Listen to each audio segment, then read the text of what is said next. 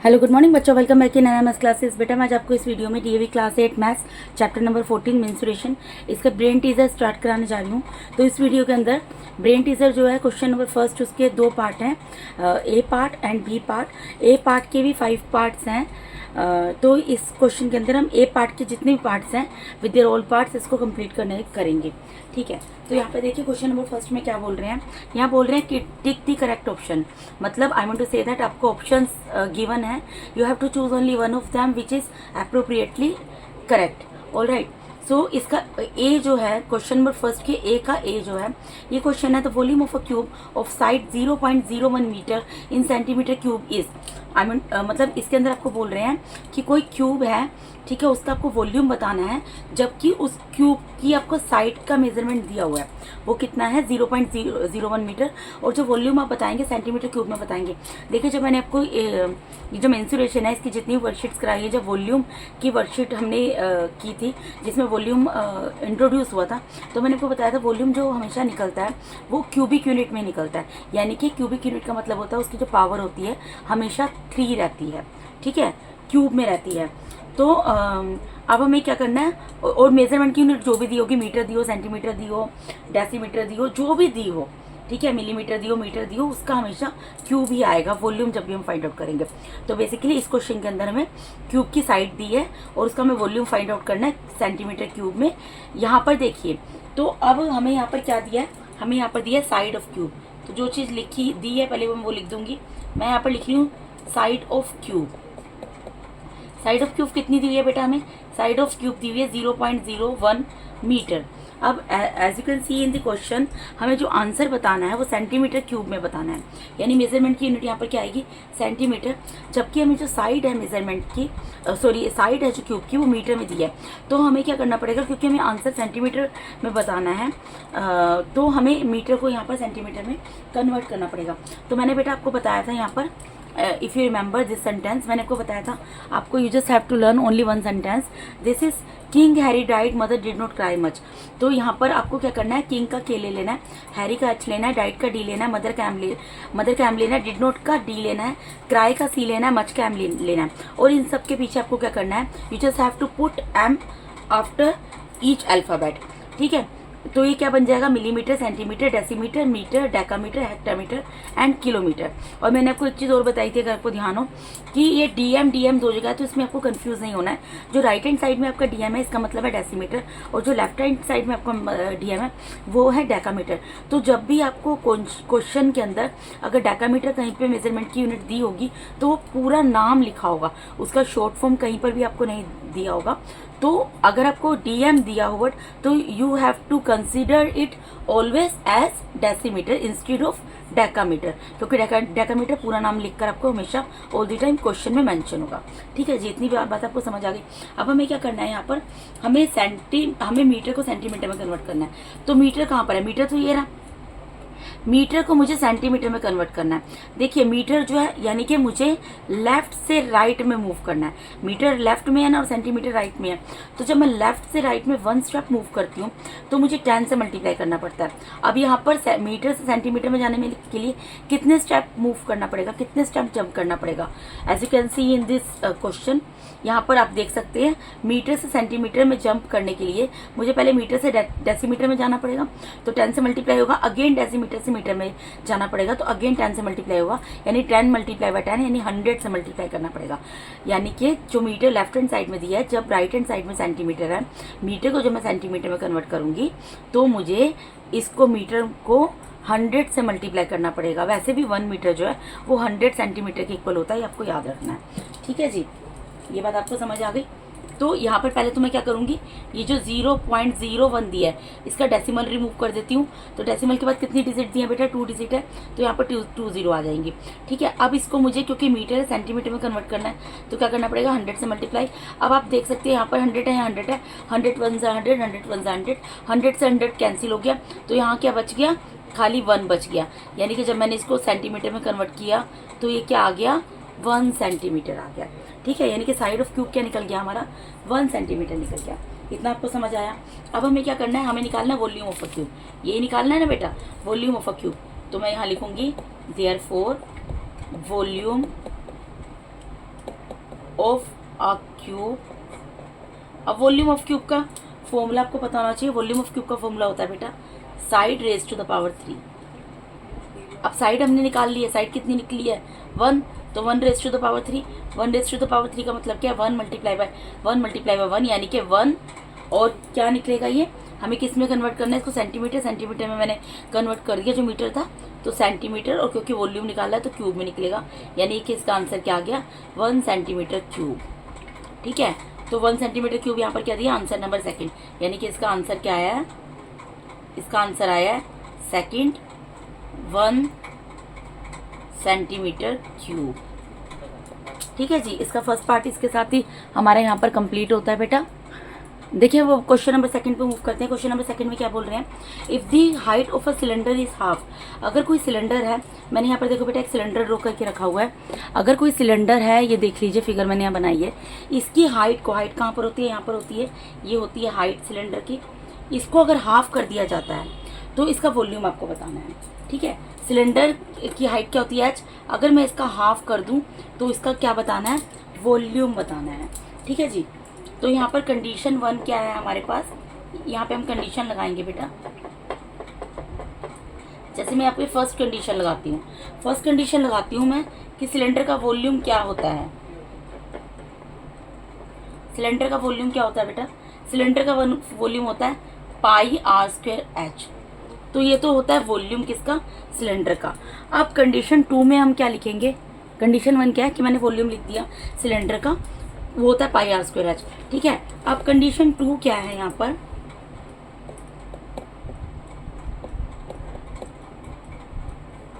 Condition 2 यहाँ पर ये है कि अगर इसका रेडियस क्या होता है, आपको पता है रेडियस क्या होता है, रेडियस r होता है बेटा। ठीक है, और हाइट जो होती है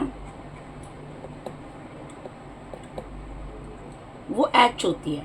ठीक है, अगर हम कंडीशन में बोल रहे हैं, अगर इसकी जो हाइट है इसको हम हाफ कर दें, हाफ मतलब 2 से डिवाइड कर दें, यही मतलब होता है ना, हाफ करने का मतलब क्या होता है 2 से डिवाइड कर दें, तो हमें इसका वॉल्यूम बताना है। तो वॉल्यूम निकालो, देयरफॉर वॉल्यूम क्या होता है, वॉल्यूम का फॉर्मूला भी मैंने को बताया था क्या होता है πr²h। लेकिन अब यहाँ पर हाइट क्या है, h divided by 2, h divided by 2 है। ठीक है, इसका मतलब क्या है यहाँ पर πr² multiply by half multiply bye h, यही मतलब है। h/2 का मतलब क्या होता है, हाफ मल्टीप्लाई में है, तो मैं इस हाफ को पहले निकाल सकती हूँ। ठीक है, और ये πr²h को ब्रैकेट में लिख सकती हूँ। ठीक है, πr²h को ब्रैकेट में लिख सकती हूँ, मैंने लिख दिया। तो इसका मतलब मेरा आंसर क्या आएगा, अब देखो अब दोनों वॉल्यूम को चेक करो। यहाँ पर जब कंडीशन 1 लगाई थी हमने, जब वॉल्यूम बताया था कि सिलेंडर का वॉल्यूम क्या होता है πr²h होता है। ठीक है, और लेकिन जब इसकी हाइट को हाफ कर दिया, हाइट क्योंकि h है, कंडीशन 2 में क्या किया, इसकी हाइट को हाफ कर दिया, तो हाफ करने पे वॉल्यूम क्या निकला π²h, h की जगह क्या लिख दिया h/2। अब h/2 का मतलब क्या है कि πr² तो है, h तो है, साथ में हाफ मल्टीप्लाई में है, तो मैंने इस हाफ को पहले लिख के π²h को यहाँ लिख दिया। तो देखो यहाँ पर भी वॉल्यूम में πr²h आ रहा है, और कंडीशन 1 में भी वॉल्यूम में πr²h आ रहा है। लेकिन जब मैंने सिलेंडर की हाइट जो कि h थी कंडीशन 1 में, उसको जब h/2 किया तो क्या डिफरेंस आया, πr²h यहाँ पर भी है कंडीशन 2 पे, और πr²h कंडीशन 1 में भी है। डिफरेंस ये आया बेटा कि इसमें हाफ करने पर जो वॉल्यूम है वो हाफ से मल्टीप्लाई हो गया। ठीक है, हाफ इसमें एक्स्ट्रा आ गया, यानी कि क्या आंसर निकल गया हमारा, इसका मतलब होता है हमारा यहाँ पर आंसर निकल गया कि जब हम, इसका मतलब ये निकलता है कि जब हम कोई सिलेंडर है उसकी हाइट को हाफ कर देते हैं तो उसका वॉल्यूम जो है वो हाफ टाइम्स हो जाता है, उसका वॉल्यूम भी आधा हो जाता है। ठीक है, तो इसका मतलब क्या, हाफ तो लिखेंगे और उसके साथ क्या लिख देंगे, टाइम्स। तो कौन सा ऑप्शन इसमें आंसर में सही है, फर्स्ट ऑप्शन। ठीक है बेटा, ये हो गया आपका यहाँ पर क्वेश्चन नंबर सेकंड, इसका सेकंड पार्ट कंप्लीट। ठीक है, अब हम क्वेश्चन नंबर थर्ड सी पे मूव करते हैं। सी में क्या बोल रहे हैं, the area of a trapezium having 2 parallel sides are 10 centimeter and 12 centimeter and height as 4 centimeter is. अब यहाँ पर ये बोल रहे हैं कि कोई ट्रेपीजियम है। ठीक है, कोई ट्रेपीजियम है, यहाँ पे फिगर बनाने की जरूरत नहीं है। कोई area of trapezium having 2 parallel sides, कोई भी एक ट्रेपीजियम है। ठीक है, उसका जो 2 पैरेलल साइड्स है उसका मेजरमेंट दिया है 10 सेंटीमीटर एंड 12 सेंटीमीटर, यानी कि जो 2 पैरेलल साइड्स होते हैं उनका मेजरमेंट दिया हुआ है, और हाइट जो होती है वो भी दी हुई है 4 सेंटीमीटर। आपको खाली यहाँ पर क्या बताना है, you just have to find out the area of trapezium. ठीक है, तो सिंपल सी चीज़ है, हम यहाँ पर एरिया ऑफ ट्रेपीजियम का फॉर्मूला लगा देंगे। Area of trapezium, as we all knows कि एरिया ऑफ ट्रेपीजियम क्या होता है बेटा, एरिया ऑफ ट्रेपीजियम का फॉर्मूला होता है half multiply by sum of parallel sides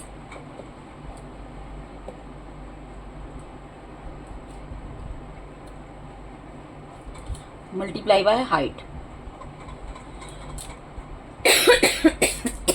sorry,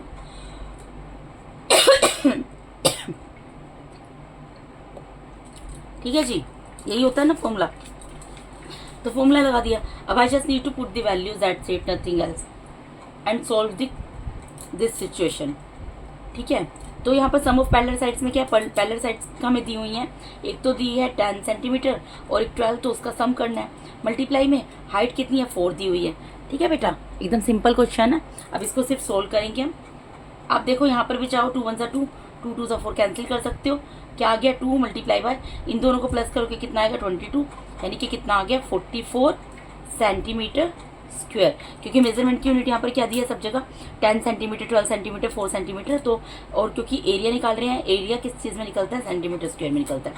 तो यानी कि इसका आंसर क्या आया आपका, अगर जो एरिया ऑफ ट्रेपीजियम निकालना है, अगर उसकी 2 पैरेलल साइड्स की लेंथ जो है, मेजरमेंट अगर 10 सेंटीमीटर, 12 सेंटीमीटर और हाइट अगर 4 सेंटीमीटर हो, तो एरिया ऑफ ट्रेपीजियम निकलता है 44 सेंटीमीटर स्क्वायर, यानी कि सेकंड जो ऑप्शन है, this is the correct answer, 44 centimetre square.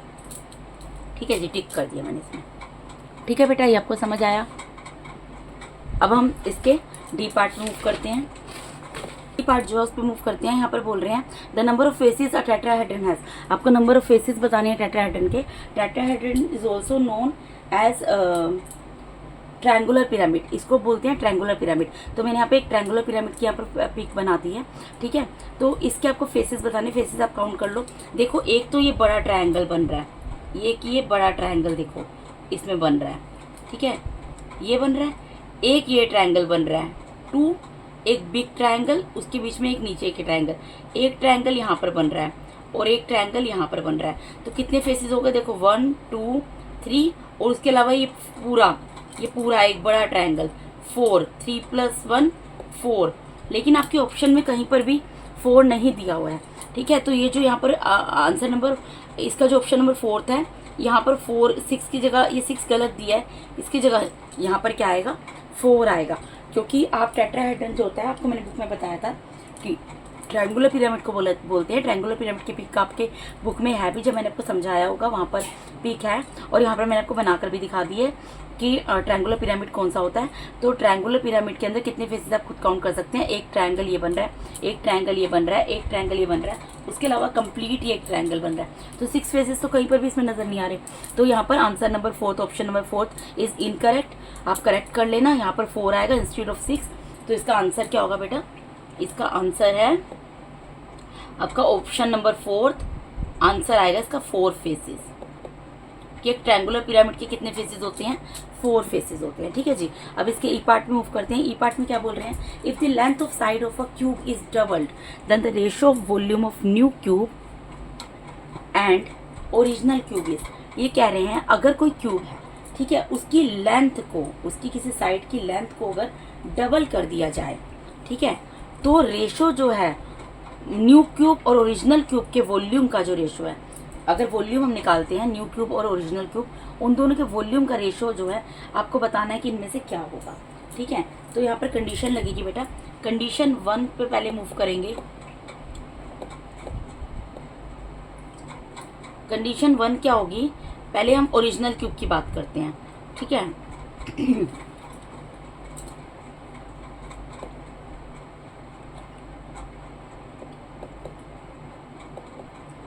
जैसे मैं ओरिजिनल क्यूब की बात कर रही हूँ, ठीक है।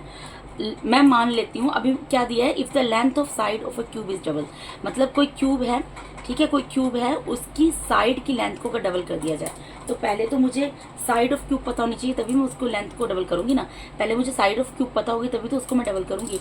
तो जो चीज़ नहीं पता पहले उसको लेट करेंगे, तो let side of a cube की साइड को कुछ भी ले सकते हैं, कंसिडर कर सकते हैं, any variable you can take according to, मतलब अकॉर्डिंग टू योर चॉइस।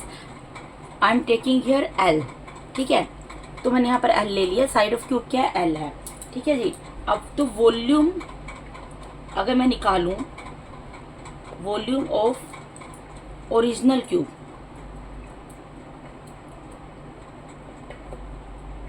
जो वॉल्यूम है ओरिजिनल क्यूब का, यहाँ पर क्या निकलेगा, साइड का क्यूब निकलेगा। वॉल्यूम का फॉर्मूला क्या होता है क्यूब के, side raise to the power 3। अब साइड कितनी ली है मैंने, एल लिया, यानी कि L raise to the power 3 आ जाएगा। इतनी चीज आपको समझ आई। मैंने क्या किया, मैंने यहाँ पर क्योंकि ये बोला है कि कोई एक क्यूब है उसकी साइड को डबल कर दिया गया है, साइड की लेंथ को या साइड को एक ही बात होती है, ठीक है। तो मुझे तो साइड पता ही नहीं, पहले मुझे साइड पता होनी चाहिए। और यहाँ पर ये चीज़ तो मैंने यहाँ पर क्या किया, कंडीशन 1 में पहले ओरिजिनल क्यूब ले ली, क्योंकि यहाँ पर रिलेशनशिप बताना है आपको, वॉल्यूम में रेशो बताना है, मतलब रेशो ऑफ वॉल्यूम बताना है न्यू क्यूब और ओरिजिनल क्यूब का। तो पहले तो ओरिजिनल क्यूब की बात करेंगे, न्यू क्यूब उसके बाद बनेगी ना। पहले ओरिजिनल क्यूब की बात की मैंने, ओरिजिनल क्यूब की साइड को मैंने ले लिया एल, ठीक है। तो वॉल्यूम ऑफ ओरिजिनल क्यूब निकाल लिया। वॉल्यूम का फॉर्मूला होता है क्यूब का side raise to the power 3, क्योंकि मैंने इसकी साइड को एल लिया था, तो यहाँ पर मैंने क्या कर दिया, L raise to the power 3, ठीक है। इतनी चीज आपको समझ आई। अब उसके बाद कंडीशन 2 में क्या करेंगे हम,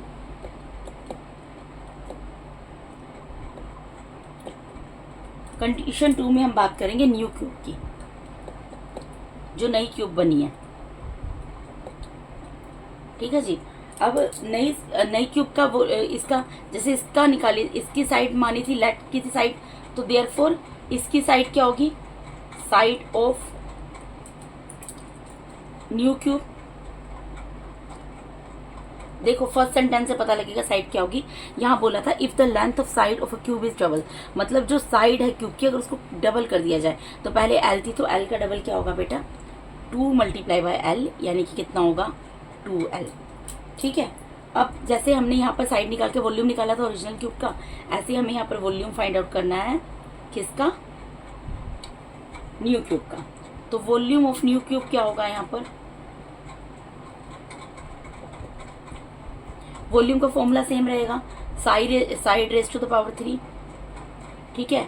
अब साइड यहाँ पर क्या है, 2L है न्यू क्यूब की, तो 2L raise to the power 3। 2L का मतलब क्या होता है, 2L multiply by 2L multiply by 2L, यही मतलब होता है, ठीक है। अब यहाँ पर 2 को 2 से 3 टाइम्स मल्टीप्लाई करो, कितना आ गया, 8 आ गया, ठीक है।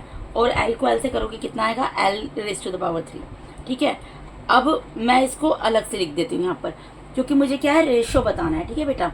तो मैंने यहाँ पर क्या किया, वॉल्यूम निकाल लिया न्यू क्यूब का। न्यू क्यूब का वॉल्यूम क्या होगा, side raise to the power 3। New cube का क्योंकि जो साइड की लेंथ है वो ओरिजिनल क्यूब की साइड की लेंथ से डबल है, तो इसलिए क्योंकि ओरिजिनल क्यूब की जो साइड की लेंथ थी वो एल थी, तो न्यू क्यूब की साइड की लेंथ कितनी हो गई, इसका 2 टाइम्स हो गई, डबल करने के लिए 2 से मल्टीप्लाई कर दिया, 2L हो गई। तो वॉल्यूम जो होता है side raise to the power 3 होता है क्यूब का। न्यू क्यूब का क्योंकि साइड की लेंथ 2L थी, तो 2L का क्यूब कर दिया। 2L raise to the power 3 का मतलब है 2L को 2L से 3 टाइम्स मल्टीप्लाई करना है, वो मैंने मल्टीप्लाई किया। तो यहाँ पर नंबर्स को मैंने आपस में मल्टीप्लाई कर लिया, 2 2 4 4 2 8, और L multiply by L, L variable same है, बेस सेम है, मुझे मल्टीप्लाई का साइन है, तो पावर ऐड हो जाएंगी, तो यानी कि L raise to the power यहाँ पर 3 आ गया, ठीक है। अब मुझे क्या बताना है, मुझे रेशो बताना है। रेशो क्या होगा बेटा, रेशो किसका बताना है, वॉल्यूम ऑफ, देखो अब क्या बताना है, then the ratio of volume of new cube. And इस चीज का ध्यान रखना, यहाँ पर रेशो में पहले जिस क्यूब की बात हो रही है पहले आपको उसका वॉल्यूम लिखना है। यहाँ आपको बताना है कि अगर कोई क्यूब है उसकी साइड की लेंथ को डबल कर दिया जाता है, तो उन दोनों का जो वॉल्यूम निकलेगा, ओरिजिनल क्यूब और न्यू क्यूब का जो वॉल्यूम निकलेगा, उनका रेशो जो है वो क्या होगा, ठीक है। तो वॉल्यूम ऑफ, पहले न्यू क्यूब है तो मैं यहाँ पर क्या लिखूंगी, वॉल्यूम ऑफ न्यू क्यूब, ये बताना है ratio volume of original cube,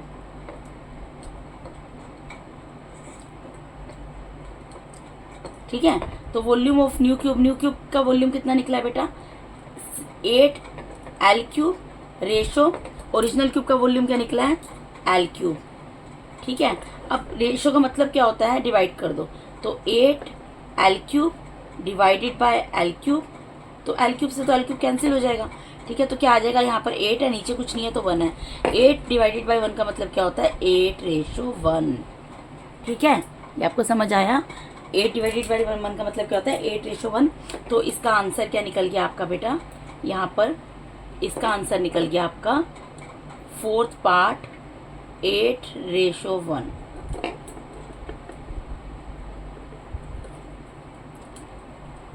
ठीक है बेटा, ये आंसर नंबर 4। बहुत इजी है, इसको आप ध्यान से देखना। जो भी मैं क्वेश्चंस करा रही हूँ उनको एक दो बार दोबारा से वीडियो को रिप्ले करके देखोगे तो अच्छे से समझ आ जाएगा मैं कहाँ पर क्या बताना चाह रही हूँ। तो इसके साथ ही बेटा मैंने आपको DAV class 8 maths chapter number 14 mensuration, इसके ब्रेन टीजर का क्वेश्चन नंबर फर्स्ट का A part with all parts complete करा दिए। अगर आप मेरे चैनल पे नए हैं तो काइंडली मेरे चैनल को सब्सक्राइब कीजिए। अगर आप लोग मेरा टीचिंग मेथड अच्छा लगता है तो मेरे वीडियोस को ज़्यादा से ज़्यादा लाइक कीजिए और अपने फ्रेंड्स के साथ शेयर जरूर कीजिए। Thank you so much for watching my YouTube videos बेटा। Thank you so much, God bless all of you.